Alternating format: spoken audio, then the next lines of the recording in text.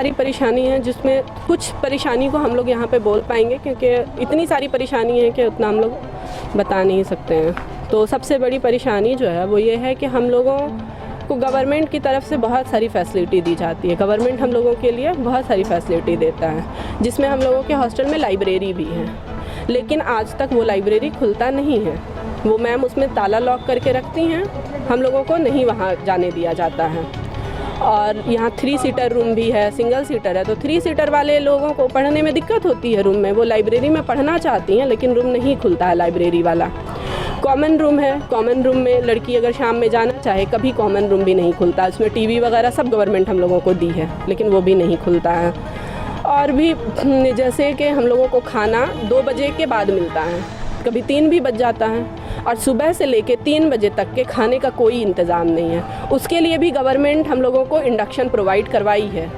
2 induction था, जिसमें सुबह के लिए हम लोगों को चाय नाश्ता बनाने के लिए दी थी गवर्नमेंट। उसको भी मैम अपने रूम में, हॉस्टल का एक रूम है उसमें ताला लॉक करके रखी हुई हैं, अपना पर्सनली वो रखी हैं एक रूम जिसमें ताला लगा के रखी हैं। फ्रिज में भी वो ताला लगा करके रखी हैं, जिसमें हम लोगों को प्रोवाइड किया गया था फ्रिज भी गवर्नमेंट की तरफ से।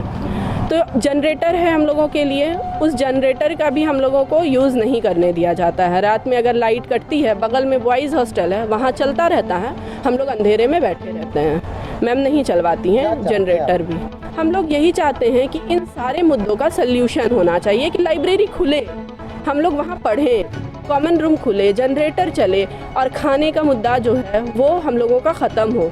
हॉस्टल जब भी चाहती हैं मैम, जैसे कि कोई भी छोटा सा पर्व हुआ, शब बारात हुआ, कुछ भी, हॉस्टल खाली करवा देती है। तो इन छोटे छोटे बात पे हॉस्टल खाली नहीं होना चाहिए। और हॉस्टल में ताला बाहर से लगा करके चली जाती है, हम लोग अकेले हॉस्टल में रहते हैं, कोई भी मतलब बाहर से ताला लगा के चला गया कोई नहीं है हॉस्टल में। हम लोग लड़की लोग बंद हैं, कोई नहीं रहता है। पहनने के लिए कुछ नहीं, हम लोगों को ड्रेसिंग पे आप लोग ये कोई इशू ही नहीं हम लोगों का, बुरखा उर्खा ना ड्रेस का कोई इशू नहीं, हम लोगों का यही मुद्दा है सबसे बड़ा। और इस मुद्दे में ये है कि अगर लेट से लड़कियां आती हैं तो उनके स्टेशन रुकना पड़ता है, हॉस्टल बंद हो जाता है, मेस बंद हो जाता है, तो लड़कियों को कोई चीज़ है नहीं प्रोवाइड किया हुआ। तो उससे क्या होता है, बगल में जो खंडर है हम लोग वहाँ से लकड़ी चुन करके ला करके चूल्हे पे खाना बना करके खाए हैं कितनी बार।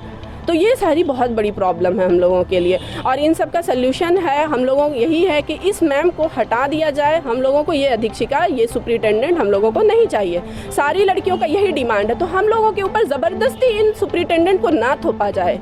सारी लड़कियां, हम सारी लड़कियों का यही मुद्दा है कि हम जितनी लड़की हैं नहीं चाहिए, सुप्रिटेंडेंट को हटाया जाए। सब लोग जबरदस्ती थोपा। मेरा नाम निदा फातिमा है, और ड्रेस का कोई मुद्दा नहीं। आप सारे पेपर वाले गलत छापे थे, ये तालिबानी ड्रेस, ये कोई मुद्दा नहीं।